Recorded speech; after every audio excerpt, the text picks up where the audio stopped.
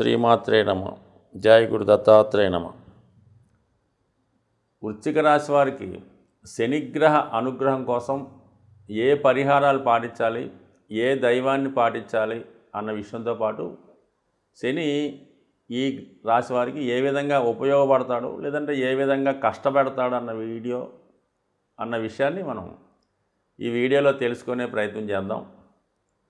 వృశ్చిక రాశి వారికి శని అంత అనుకూలమైన గ్రహం కాదు. అంటే రాస్యాధిపతిగా ఉన్నటువంటి కుజునికి శని భగవానుడు శత్రుగ్రహం, ఒక విధంగా బాధకుడు. ఎందుకంటే మరి కుంభరాశికి కుజుడు బాధకుడు, అంటే మేషరాశికి శని బాధకుడు. ఈ విధంగా పరస్పరం విరోధ గ్రహాలు. అతి సులువుగా జీవితంలో పైకి రావాలని ప్రయత్నం చేసేవాళ్ళు ఈ కుజ గ్రహ రాశులైనటువంటి వృశ్చిక మేషరాశుల వారు. జీవితంలో చాలా క్రమశిక్షణతో కష్టపడి పైకొచ్చే రాశులు శనిగ్రహ రాశులైనటువంటి మకర కుంభాలు. అందువలన వైరుధ్యంగా ఈ రెండు రాశులకి కూడా, ఈ రెండు గ్రహాలకి విరోధం ఉంటుంది. ఎవరి జన్మ జాతకంలో ఈ రెండు రాశులు అంటే శని కుజుడు కలిసి ఉంటారో వాళ్ళు వృత్తిలో చాలా టెక్నాలజీ కలిగి, చాలా తెలివితేటలు కలిగి ఉన్నా కూడా తగు విధంగా రాణించలేకపోతుంటారు. మధ్యలో వృత్తి మానేయడం కానీ, కొన్నాళ్ళు ఉద్యోగం, కొన్నాళ్ళు వ్యాపారం చేయడం కానీ, ఈ విధంగా వృత్తిలో సక్సెస్ కాలేకపోతుంటారు.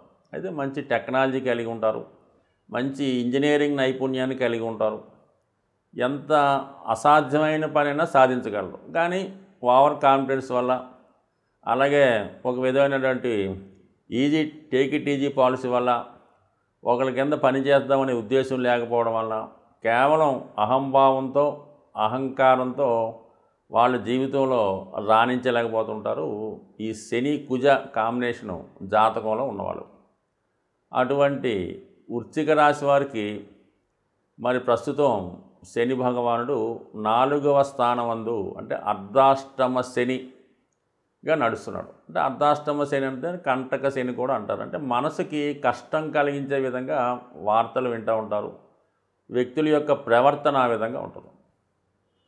ముఖ్యంగా 4వ స్థానంలో ఉన్నాడు కాబట్టి 4వ భావానికి సంబంధించిన ఫలితాల మీద కాన్సన్ట్రేషన్ ఎక్కువగా ఉంటుంది. ముఖ్యంగా ఏంటంటే విద్యార్థులు అయితే విద్యకి ఇబ్బందులు, ఆటంకాలు కలగడం, సరైనటువంటి క్రమశిక్షణ లేకపోవడం వల్ల వీళ్ళని ఏదన్నా హాస్టల్లోనో దూరంగా పంపించి చదవడం జరుగుతుంటుంది. అంటే వీళ్ళు మాతృస్థానానికి, తల్లి ప్రేమకి దూరం అవుతారు. సో అలాగే ఏదో మధ్య వయసులో వేరే అనుకుంటే వాళ్ళకి ఏదో అవసరాల నిమిత్తం వాళ్ళకు ఉన్నటువంటి స్థిరాస్తిని పోగొట్టుకుంటారు. అంటే స్థిరాస్తిని అమ్మే ప్రయత్నం కానీ, తాకట్టు పెట్టడం కానీ, ఇతరులకి స్వాధీనపరచడం కానీ జరుగుతూ ఉంటుంది. అంటే స్థిరాస్తిని పోగొట్టుకుంటారు. ఒకవేళ స్థిరాస్తి ఉన్నా కూడా దాన్ని అనుభవించలేరు. ఈ విధంగా 4వ భావ ఫలితాలు మీద ఎక్కువగా ఇబ్బంది కలుగుతుంటుంది. అలాగే 4వ భావంలో ఉన్నటువంటి శని భగవానుడు 6వ భావాన్ని వీక్షిస్తాడు 3వ దృష్టితో. అంటే శత్రువులు పెరుగుతారు, రుణదాతల నుంచి ఒత్తిడి ఎక్కువ ఉంటుంది, వృత్తిలో ఎంత కష్టపడ్డా దాని తగ్గ ప్రతిఫలం పొందలేకపోతుంటారు. సో ఇది అంటే మరి శ్రమాంతర విజయం మాట, ఎక్కువ కష్టపడి తక్కువ వేదనని పొందుతూ ఉంటారు. మరి అలాగే శని భగవానుడు 10వ భావాన్ని వీక్షిస్తున్నాడు. అంటే వృత్తిలో కూడా సంతృప్తి లేకపోవడం, ఎంత కష్టపడ్డా డెవలప్మెంట్ లేకపోవడం జరుగుతూ ఉంటుంది. సో ఈ విధంగా మరి అయితే ఒక విధంగా చాలా క్రమశిక్షణతో, అలాగే ఒక డెడికేషన్గా, మరి స్వార్థం లేకుండా ఇతరుల కోసమో దేశం కోసమో సేవ చేసినప్పుడు 100% వాళ్ళు మరి ప్రధానమంత్రులుగాను, ముఖ్యమంత్రులుగాను, క్యాబినెట్ మంత్రుల్లో కూడా మరి ప్రస్తుతం ఈ వృశ్చిక రాశికి సంబంధించిన జాతకులు రాజ్యాధినేతగా ఉండడం జరిగింది. మరి శని భగవానుడు మరి వాళ్ళకి ఖచ్చితంగా మంచి ఫవర్ ఇచ్చినట్టే కదా. మరి వాళ్ళ యొక్క బ్యాక్గ్రౌండ్ పరిశీలించిన, వారి యొక్క నిజాయితీ, వారి యొక్క డెడికేషను, దైవం మీద నమ్మకం, కులం, జాతి, మతం మీద ఉన్నటువంటి అభిమానం వీరిని ఉన్నత స్థాయికి తీసుకెళ్ళడం జరుగుతుంది. కేవలం వారు ఒక్కరికే కాకుండా అనేక మంది ఈ వృశ్చిక రాశి, వృశ్చిక లగ్నం వారు ప్రస్తుతం అడ్మినిస్ట్రేటివ్ రంగంలో, రాజ్యాధినేతలుగా వెలగడం జరుగుతుంది. అదే మరి క్రమశిక్షణ లేకుండా భూ కబ్జాలు చేస్తూ ఇతరుల ఆస్తి దోచుకుంటూ ఇతరులను ఇబ్బంది పెట్టిన వారు కొంతమందికి జైలు శిక్ష కూడా పడడం జరిగింది, జైల్లో కూడా ఉండడం జరిగింది. మరి కొంతమంది మీద రీసెంట్గా కొంత ఈ ప్రభుత్వాలు మారడం వల్ల ఇబ్బందులు కూడా ఎదుర్కోవడం జరుగుతుంది. సో ఏదైనా అది మంచి ఇవ్వగలడం, అది చెడు ఇవ్వగలడం అన్నదానికి ఇది కేవలం ఒక ఉదాహరణ. ఇది శని యొక్క ఫలితాన్ని చెప్పడం కోసం చెప్పడం తప్ప ఒకళ్ళ మీద ప్రేమ కానీ ఒకళ్ళ మీద ద్వేషం కానీ ఉండదు. బట్ ఏదైనా ఎప్పటికైనా శని భగవానుడు ఎంత తప్పు చేసిన వారికైనా ఎంత పొరపాటు చేసినా కూడా వాళ్ళ యొక్క తప్పు తెలుసుకొని తగు విధంగా ప్రాయశ్చిత్తం పొందినప్పుడు 100% వాళ్ళని మళ్ళా తిరిగి పాత స్థాయిలోకి తీసుకెళ్ళడం, పోగొట్టుకున్నవి తిరిగి ఇవ్వడం కూడా జరుగుతూ ఉంటుంది. సో ఇది శని యొక్క అద్భుత లీలలు. మరి శని భగవానుని యొక్క అనుగ్రహం కోసం కంపల్సరిగా వృశ్చిక రాశి వారు వీలైతే ఒక్కసారి శివునికి రుద్రాభిషేకం చేయించుకోవడం.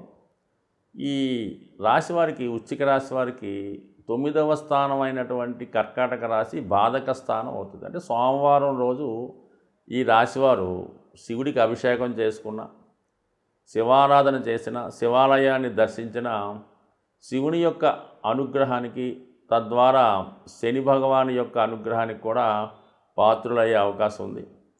అతి ఈజీగా మరి శని అనుగ్రహం కోసం తాంత్రిక పద్ధతిలో దశ మహావిద్యల్లో కాళీ అమ్మవారి ఆరాధన చేసుకోవడం వల్ల అతి శీఘ్రంగా శని యొక్క మంచి ఫలితాన్ని పొందవచ్చు. లేదా కాళీ అమ్మవారికి సంబంధించినటువంటి ఆలయం దర్శించిన, అమ్మవారికి ప్రీతిపాత్రంగా పూజాభిషేకాలు నిర్వహించిన మరి తొందరగా ఇతరులు పెట్టే కష్టాల నుంచి విముక్తి కలిగే అవకాశం ఉంటుంది ఈ వృశ్చిక రాశి వారికి ఈ అమ్మవారి ఆరాధన వల్ల.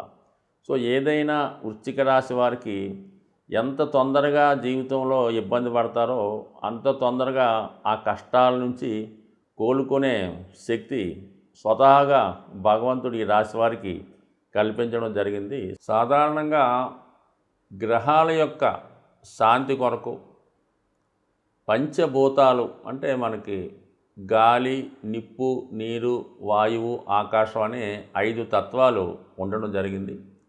దీన్నే మనం ఈ పూజాధికారులు నిర్వహించేటప్పుడు పంచోపచార పూజ అని చేయడం జరుగుతూ ఉంటుంది. సో ఇందులో ముఖ్యంగా శని భగవానుడు యొక్క అనుగ్రహం కోసం మరి శని భగవానుడు వాయుతత్వ రాశి అవ్వటం వల్ల ధూపంతో పూజించడం వల్ల, అంటే మీకు సాధారణంగా శివాలయాల్లో కానీ అమ్మవార్లకు కానీ ఈ సాంబ్రాణి ధూపం ఎక్కువగా వేస్తూ ఉంటారు. సో అది సింపుల్గా అగరబత్తీలు వెలిగించడం. చాలామంది ఏం చేస్తారంటే పూర్తిగా పూజ చేయని వాళ్ళు వారంకోసారి మామూలుగా చేస్తుంటూ ప్రతిరోజు కూడా ఉభయ సంధ్యల్లో ఈ అగరబత్తి వెలిగించి పూజ చేస్తూ ఉంటారు. ఇంకా ఓపిక ఉన్నవాళ్ళు సాంబ్రాణి పొగ అది గృహం అంతా వేస్తూ ఉంటారు. ఎక్కువగా అమ్మవార్లకి, శివునికి, అలాగే ఈ సాంబ్రాణి పొగ వేయటం వల్ల కనీసం ప్రతిరోజు అగరబత్తి 2 పూట్ల భగవంతుని యొక్క ఆరాధించడం వల్ల మీకు కంపల్సరిగా ఈ నవగ్రహాల్లో శని భగవానుడి యొక్క అనుగ్రహం లభించడం జరుగుతూ ఉంటుంది. సో ఈ కారణం వల్ల ఒకటి, అలాగే ప్రతిరోజు కూడా ఈ గృహంలో నిరంతరం ఏదో భగవంతుని యొక్క నామస్మరణ మోగే విధంగా, అంటే గతంలో కొన్ని చిన్న చిన్న బాక్సులాగా ఉంటే ఏదో ఓం నమో నారాయణయో, ఓం శివ ఏదో చదువుతూ ఉంటాయి. సో అటువంటి కూడా గృహంలో ఉండడం వల్ల ఏంటంటే పాజిటివ్ ఎనర్జీ ఆ గృహంలో ఉండడం జరుగుతూ ఉంటుంది. కాబట్టి సాధ్యమైనంత వరకు శని భగవానుడి యొక్క అనుగ్రహం కావాలంటే ఆ గృహం చాలా పరిశుభ్రంగా ఉండాలి. అలాగే ఇరిగిపోయిన వస్తువులు, పనికిమాలిన వస్తువులు, అక్కర్లేని వస్తువులు ఇంట్లో ఉంచడం. అలాగే కొంతమందికి ఏంటంటే ఓ 10 జతల చెప్పులు ఉంటాయి, ఏదో కొత్తవి కొంటుంటారు, పాత ఏం చేసుకుంటారో. ఈ చెప్పుల జతలు ఎక్కువ అవడం వల్ల ఈ కొంతకాలంకి ఆ నెగిటివ్ ఎనర్జీ వాటి మీద వచ్చే అవకాశం ఉంటుంది. కాబట్టి సాధ్యమైనంత వరకు ఈ చెప్పులన్నీ నిల్వ ఉంచకుండా ఎప్పటికప్పుడు దాన్ని అవసరం తీరిన తర్వాత బయటపడేయడం, ఏదో ఒకటి రెండు చెప్పులు పెట్టుకోవడం అన్నది ఒక కొత్తమైన పద్ధతి. అలాగే ఇంట్లో వాడే చీపురు గట్ట దాన్ని కూడా మరి ఒక చోట కొంతమంది నిలువుగా పెడుతుంటారు అనమాట. అంటే కుచ్చు పైకి వచ్చేలా పెడుతుంటారు అనమాట. జ్యేష్ఠాదేవి చేతిలో ఆయుధంలాగా. ఎట్టి పరిస్థితుల్లో కూడా కుచ్చు అరిగిపోతే ఇంకోటి కొనుక్కుంటాం, ఏం పోయింది.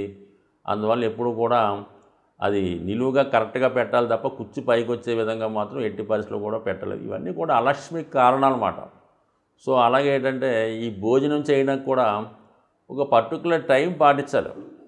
ఏ టైంలో పడితే ఆ టైంలో తినడం, ఎక్కడ పడితే అక్కడ తినడం, ఈ టీవీలు చూస్తూ ఈ మంచాల మీద కుర్చీల్లో సేరబడి ఈ విధంగా భోజనం చేయడం, ఏదో ప్లేట్లో భోజన పదార్థాలు ఉడించుకొని తినడం, ఇవన్నీ కూడా ఐశ్వర్యప్రదం కాదు.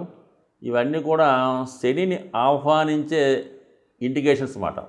ఈ అనాచార పనులన్నీ కూడా శనిని ఆహ్వానిస్తుంటాయి.